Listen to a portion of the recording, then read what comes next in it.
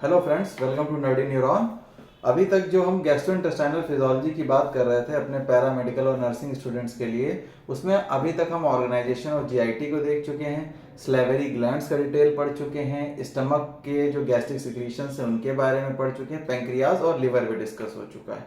अब आपने जैसे देखा कि फूड स्टमक में पहुंचा, मैस्टिकेशन हुआ, सॉलोइंग हुई, फिर उसके बाद फूड ईसोफेगस में होता हुआ स्टमक में पहुंचा, वहां पर कुछ बेसिक डाइजेशन का प्रोसेस हुआ और काइम आगे मूव किया स्मॉल इंटेस्टीन में, और स्मॉल इंटेस्टीन से आगे बढ़ने के बाद फूड गया लार्ज इंटेस्टीन में जाएगा। बट स्मॉल इंटेस्टीन में बहुत सारे प्रोसेसेस हो रहे हैं। क्यों? क्योंकि उधर से डाइजेस्टेड फूड या सेमी डाइजेस्टेड जिसे कह लें काइम के फॉर्म में स्टमक से वो आ रहा है स्मॉल इंटेस्टीन में। स्मॉल इंटेस्टीन का जो पहला पार्ट है ड्यूडेनम जिसे कह रहे हैं, स्मॉल इंटेस्टीन मेनली 3 पार्ट में है, ड्यूडेनम, जेजेनम और इलियम। तो इलियम में सबसे ज्यादा एब्जॉर्प्शन हो रहा है। ड्यूडेनम जो पहला पार्ट है उसके भी 4 पार्ट्स हैं, बट उसका जो सेकंड पार्ट है ड्यूडेनम का, वहीं पर कॉमन बाइल डक्ट ओपन हो रही है और उस कॉमन बाइल डक्ट से सिक्रीशन आ रहा है गॉल ब्लैडर से। गॉल ब्लैडर में कहाँ का? लिवर का। तो लिवर का सिक्रीशन आ रहा है और दूसरा पेंक्रियास का भी सिक्रीशन आ रहा है, जो उस एसिडिक काइम को एल्कलाइन में चेंज कर रहा है, जहाँ पर बहुत सारे एंजाइम्स हैं कार्बोहाइड्रेट, प्रोटीन और फैट के डाइजेशन के लिए। और इसके अलावा वहां पर एल्कलाइन सोर्सेज भी हैं, बाइकार्बोनेट आयंस हैं, जो उस 3-4 के आसपास की पीएच वाले एसिडिक काइम को एल्कलाइन में चेंज कर रहा है, जिसकी पीएच 8 और 9 के आसपास आ रही है। तो बेसिकली स्ट्रक्चर सबसे पहले स्मॉल इंटेस्टीन का देख लेते हैं। स्मॉल इंटेस्टीन में ना आप एक शब्द हमेशा बचपन से पढ़ते आ रहे हैं, विलाई, विलाई के बारे में।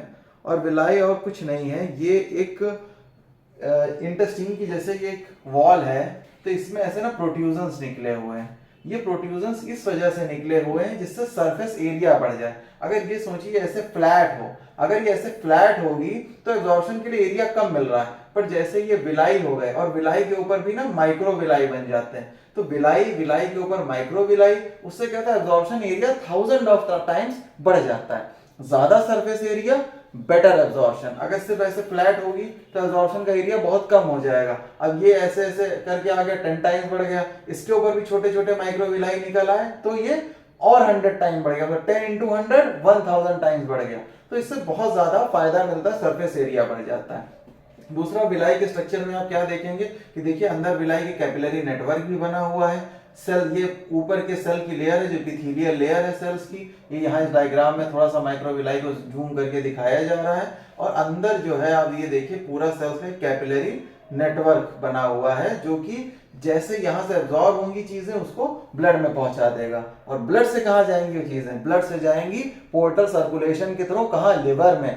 जहां पर लिवर को हम पहले डिस्कस कर चुके हैं, वो अपने हिसाब से सोचेगा कि अब ग्लूकोज को यूज करना है कि स्टोर कर लेना है, किस प्रोटीन को, किस अमाइनो एसिड को काम पे लगाना है, किसको रख लेना है, किस विटामिन मिनरल का यूज करना है, क्या करना है, वो सारी चीजें लिवर डिसाइड करेगा। और यहां से जितना भी मटेरियल है वो कहां मूव करेगा? पोर्टल सर्कुलेशन के थ्रू लिवर में। डायरेक्टली वो नहीं जा रहा है पूरी बॉडी में सप्लाई के लिए, पहले लिवर में जा रहा है और लिवर के बाद वो चीजें आगे डिस्ट्रीब्यूट हो रही हैं। ब्लड सप्लाई की बात कर रहा हूं। तो ये जो है ये हेल्प कर देता है लिवर को कि आगे प्रोसेस हो सके। तो ये आपने देखा। अब उसके बाद आगे आप क्या देखेंगे, थोड़ा सा स्मॉल इंटेस्टाइन के बारे में थोड़ी सी लोकेशन समझ लीजिए कि थोड़ा सा इसको मैं जूम आउट करके दिखाता हूँ। ये देखिए, ये जो पोर्शन आया है, ये आपने देखा कि फूड यहाँ से मूव करते स्टमक में आया, ये इंटेस्टाइन दिख रही है। अब ये देखिए थोड़ा बीच में व्हाइट हो, ये व्हाइट पोर्शन दिख रहा है और ये कलर्ड दिख रहा है, तो ये स्मॉल इंटेस्टाइन को मार्क कर रखा है। उसके बाद ये कनेक्ट हो जाएगी लार्ज इंटेस्टाइन से, लार्ज इंटेस्टाइन ये मूव कर रही है। तो ये हो गया स्मॉल इंटेस्टाइन का कंपोनेंट, घूमते हुए स्मॉल इंटेस्टाइन आ रही है। और ये देखिए ये सेकंड पार्ट है ड्यूडेनम का, यहीं बगल में पेंक्रियाज है और इस जगह लिवर है, और यहीं पे सारे सिक्रीशंस आ रहे हैं। ऊपर से एसिडिक काइम, यहाँ से पूरा मिलके कॉमन बाइल डक्ट की हेल्प से पूरा का पूरा सिक्रीशन आ गया। ठीक है, अब आगे देखते हैं थोड़ा सा। 7 मीटर 6 मीटर के आसपास लेंथ होती है, पर्सन टू पर्सन वेरी कर सकती है। लंबा आदमी ज्यादा लंबी इंटेस्टाइन, छोटा आदमी छोटी इंटेस्टाइन, लेकिन अराउंड 6 to 7 मीटर इसकी लेंथ होती है। फिर उसके बाद विलाई के बारे में बता चुके हैं, जो सरफेस एरिया को इंक्रीज करते हैं, और माइक्रो विलाई जो एरिया को, सरफेस एरिया को फर्दर इंक्रीज कर देते हैं। तो ये 2-3 शब्द याद रखिएगा, विलाई, माइक्रो विलाई, और फिर उसके बाद स्मॉल इंटेस्टाइन को देखते हैं। अब स्मॉल इंटेस्टाइन काम क्या क्या करती है? पहले तो न्यूट्रिशन ब्लड स्ट्रीम में पहुंचेंगे, और जो बेसिक इसका काम है वो बेसिक काम क्या है? पहली चीज तो ये वाटर का एब्जॉर्प्शन करेगी, 80% वाटर यहीं पे एब्जॉर्ब होता है। विटामिन का, मिनरल्स का, कार्बोहाइड्रेट, प्रोटीन, लिपिड, सबके अपने अपने अलग अलग ट्रांसपोर्टर हैं। और कार्बोहाइड्रेट, प्रोटीन, लिपिड, इसका तो हम डाइजेशन ना डिटेल में पढ़ेंगे, अभी तक हम थोड़ा थोड़ा पढ़ते आए थे कहाँ पे क्या हुआ है। अब यहाँ पर एक फाइनल डाइजेशन की बात आएगी जिसको हम पूरा डिटेल में समझेंगे। और एंजाइम्स तो यहाँ पे निकलते हैं। एंजाइम किस में निकलता है? एंजाइम का नाम है सकस इंट्रेकस। ये जो सकस इंट्रेकस है ये और कुछ नहीं, इंटेस्टाइनल जूस है जिसमें ढेर सारे एंजाइम्स जो है वो निकल रहे हैं। तो यहाँ पर आपने देखा कि क्या क्या काम हो रहा है। वाटर डाइजेस्ट हो रहा है, vitamin, mineral, carbohydrate, protein, lipid और डाइजेस्टिव एंजाइम्स निकल रहे हैं जो इनका सबका डाइजेशन करने में हेल्प कर रहे हैं। तो vitamin, mineral, carbohydrate, protein, lipid मतलब फैट, ठीक है। तो ये सारी चीजें डाइजेस्ट हो रही हैं। अब हम लोग थोड़ा सा नेक्स्ट मूव करेंगे। अब हम थोड़ा सा देखेंगे कुछ और चीजें जो हम लोग ऑलरेडी लिवर वगैरह तो सब डिस्कस कर ही चुके हैं। अब आते हैं वन बाय वन एक एक चीज के डाइजेशन पे, इसको डिटेल में देखते हैं, ठीक है। तो कार्बोहाइड्रेट के डाइजेशन पे सबसे पहले आते हैं। कार्बोहाइड्रेट का डाइजेशन, अब इसको मैं ओपन कर लेता हूँ। तो कार्बोहाइड्रेट का डाइजेशन जो है माउथ से शुरू हो गया था जैसा कि हम पढ़ते आए थे। तो कार्बोहाइड्रेट एनर्जी कितनी देता है? 4 कैलोरीज पर ग्राम, 4 किलो कैलोरी पर ग्राम ये कार्बोहाइड्रेट से एनर्जी मिलती है। फैट से अराउंड 9 के आसपास मिलती है। तो ये एक वैल्यू चाहिए तो याद कर लीजिए 4 किलो कैलोरी, याद रखिए, पर ग्राम, पर ग्राम। वाटर से कितनी कैलोरी मिलती? 0 कैलोरी। वाटर से कोई कैलोरी नहीं मिलती, पानी पीने से ताकत नहीं आती, वजन नहीं बढ़ता। तो 4 किलो कैलोरी ये कार्बोहाइड्रेट की सोर्स होता है, ठीक है। अब 40 to 50% डाइट में जो कार्बोहाइड्रेट होता है वो स्टार्च के फॉर्म में होता है। मतलब रोटी, चावल जो भी आप खाते हैं इसमें स्टार्च रहता है काफी क्वांटिटी में, और स्टार्च एक कॉम्प्लेक्स कार्बोहाइड्रेट है, ठीक है। अब स्टार्च हो गया कॉम्प्लेक्स वाला। और अब ये थोड़ा सा इन शब्दों पे ध्यान दे देते हैं।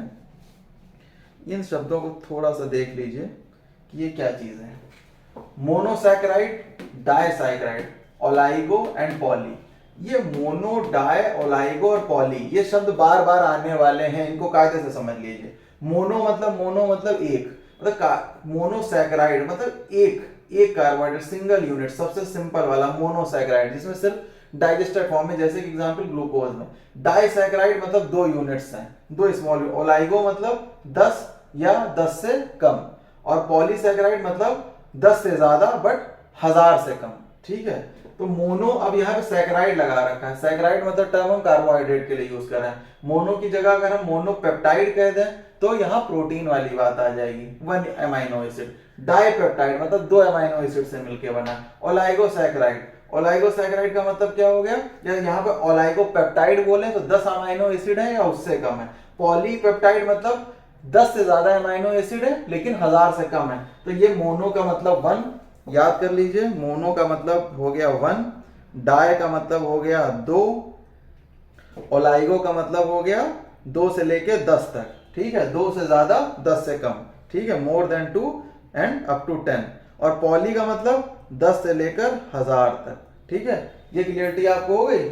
मोनो 1, डाई 2, ओलाइगो 2 से 10 और पॉली 10 से लेकर 1000 तक, ठीक है। अब ये थोड़ा सा देख लीजिए मोनोसैकेराइड के कुछ एग्जांपल्स हमारे पास क्या क्या हैं।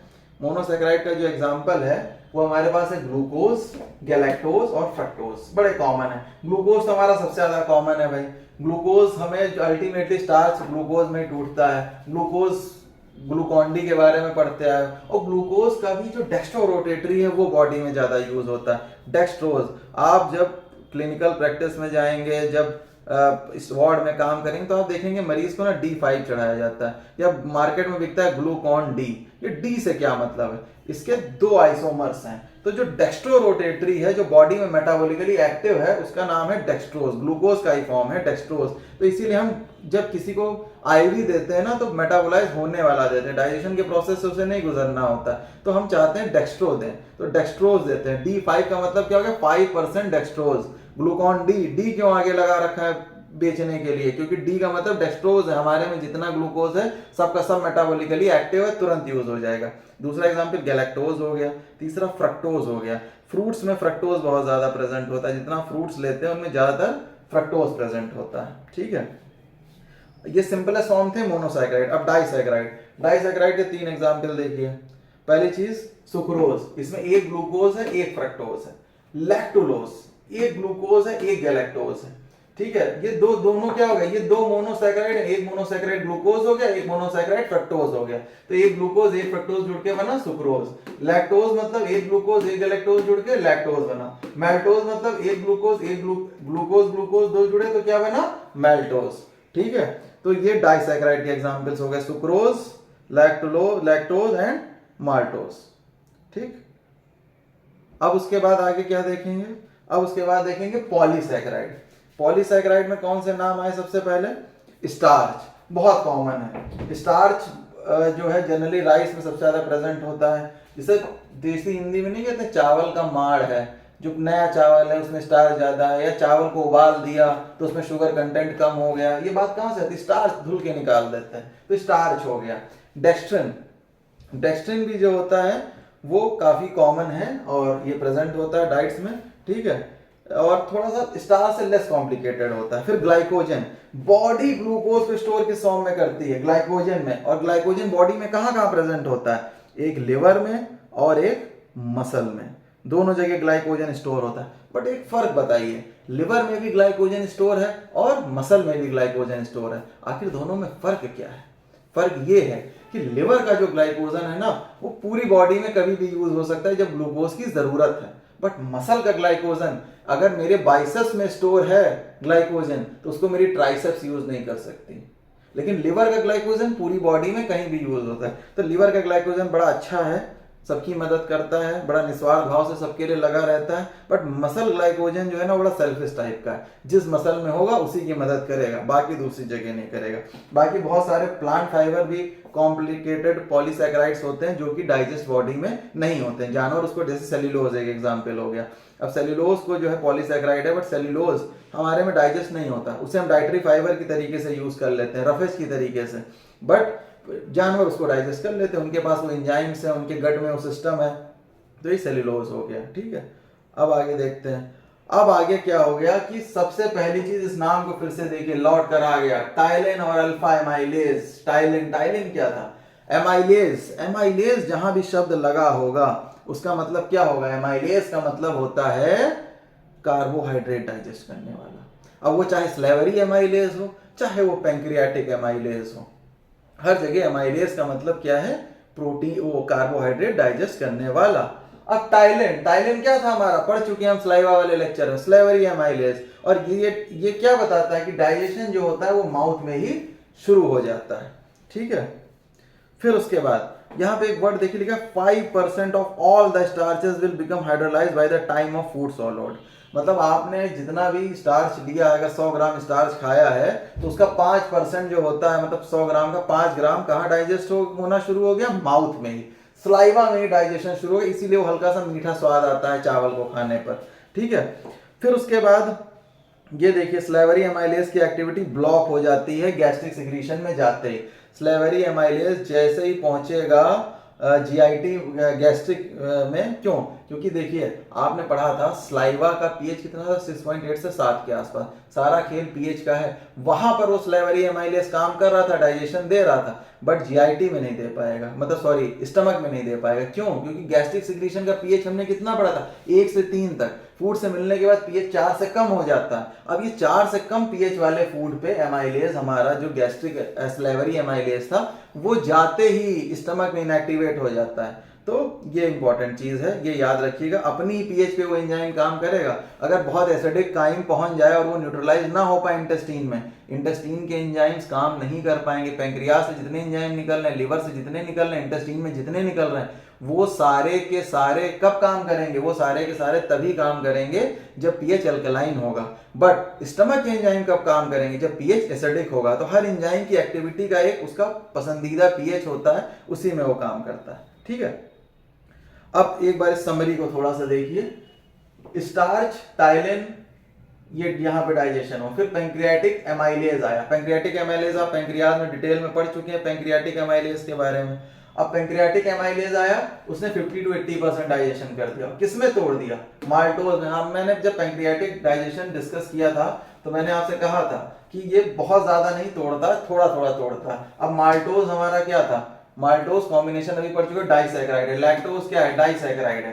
अब इनको सबको इंटेस्टीन के एंजाइम तोड़ेंगे। लैक्टेज सकस एंटेरिकस में निकल रहा है स्मॉल इंटेस्टीन में, माल्टेज और अल्फा डेक्सिनेज ये भी इंटेस्टीन में निकल रहा है। ये देखिए ये पैंक्रियाटिक सलाइवा ने थोड़ा बहुत तोड़ा, 5% डाइजेशन किया।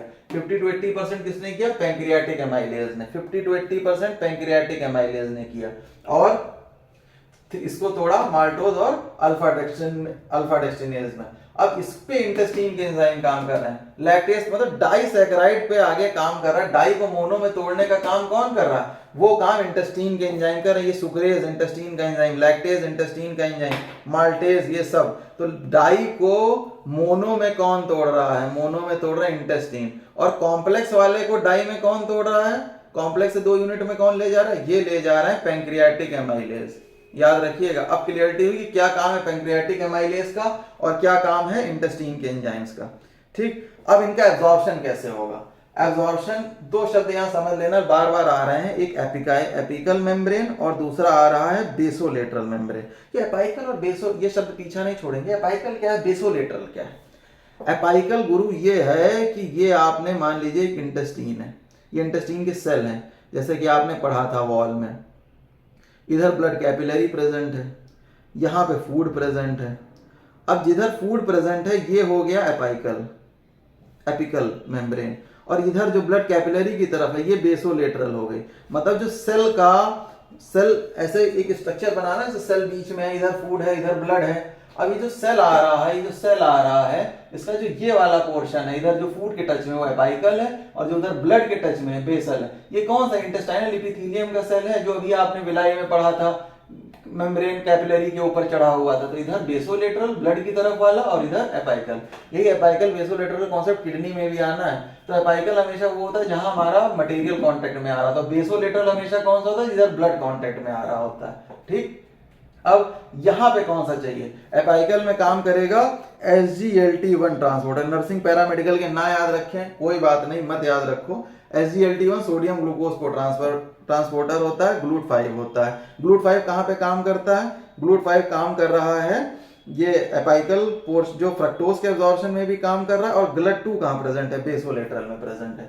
तो GLUT2 जो होता है, GLUT5, GLUT2, GLUT का मतलब और कुछ नहीं, GLU मतलब ग्लूकोज, T फॉर ट्रांसपोर्टर।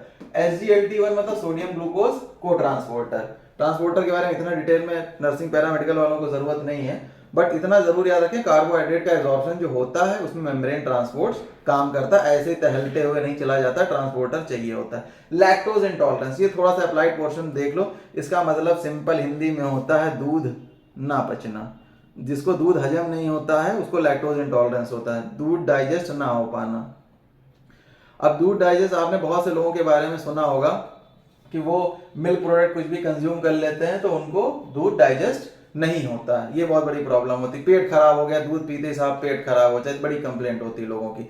उन लोगों को क्या होता है कि ये लैक्टोज इंटॉलरेंस होता है। उनके लिए योगर्ट ज्यादा अच्छा रहता है, दही के फॉर्म में खा लें, थोड़ा डाइजेस्टेड पार्ट, थोड़ा सा आगे इसमें बैक्टीरियल एक्शन हो चुका हो, वो वाला पोर्शन दूध का लें। डायरेक्ट लेंगे तो क्या होगा? Bloating, pain, gas, diarrhoea. Bloating मतलब पेट में गुड़गुड़ महसूस होना, गैस बनना, डायरिया हो जाना, ये सारे लैक्टोज इंटॉलरेंस के लक्षण हैं। उनको कुछ नहीं करना, उनसे कह दो भाई आप दूध मत पीजिए, आप योगर्ट, दही, इन चीजों का कंज्यूमशन कर लीजिए। ठीक है, अब नेक्स्ट लेक्चर में हम आगे प्रोटीन की बात करेंगे, उसका डाइजेशन देखेंगे। आई थिंक कार्बोहाइड्रेट आपको समझ में आ गया। इस समरी को जरूर याद कर लेना, इसका स्क्रीनशॉट ले लो। ये एक समरी जो मैंने सबसे पहले बनाई थी, ये समरी थोड़ा सा आप लोग देख लीजिएगा कि टाइलिन, पैंक्रियाटिक एमाइलेज, टाइलिन ने काम किया, पैंक्रियाटिक एमाइलेज ने 50 to 80% कर दिया, और उसके बाद जो तोड़ा माल्टोज को, लैक्टोज को, सुक्रोज को, ये सारे के सारे कौन से थे? ये सारे के सारे डाई थे, डाइसैकेराइड। इनको किसने तोड़ा? इनको इंटेस्टीन के एंजाइम ने तोड़ा। देखो ब्रैकेट में यहाँ लिखा हुआ है माल्टेज इंटेस्टीन ने तोड़ा। थोड़ा सा और जूम करके दिखा देता हूँ आप लोगों को, ये चीज देखिए थोड़ा सा। इसको इंटेस्टीन में लैक्टेज भी इंटेस्टीन का, सुक्रेज भी इंटेस्टीन का। मतलब लास्ट में कौन तोड़ रहा है? लास्ट में तोड़ रहा है इंटेस्टीन के एंजाइम, और फिर उसके बाद सीधे एब्जॉर्प्शन का प्रोसेस हो रहा है। एब्जॉर्प्शन होके चीजें कहां गई? ब्लड में चली गई, लिवर में पहुंची, और वहां आगे का काम शुरू हो गया, एसिमिलेशन का प्रोसेस की बॉडी इसको कैसे यूटिलाइज करेगी। So thank you. इसको मैं थोड़ा सा इरेज कर देता हूं, और आप चाहें तो इसका एक स्क्रीनशॉट भी ले सकते हैं, तो आप लोगों के लिए थोड़ा सा बेटर हो जाएगा। मैं इस डायग्राम को थोड़ा सा अलग से दिखा देता हूँ। ये देखिए, इस डायग्राम को देखिए, पूरा, और इसका एक स्क्रीनशॉट ले लीजिए। और ये स्क्रीनशॉट आपको एक कार्बोहाइड्रेट डाइजेशन की पूरी समरी मिली जा रही है कि समरी एक्चुअली है क्या कार्बोहाइड्रेट डाइजेशन की। ओके, थैंक यू, फिर नेक्स्ट लेक्चर में मिलते हैं।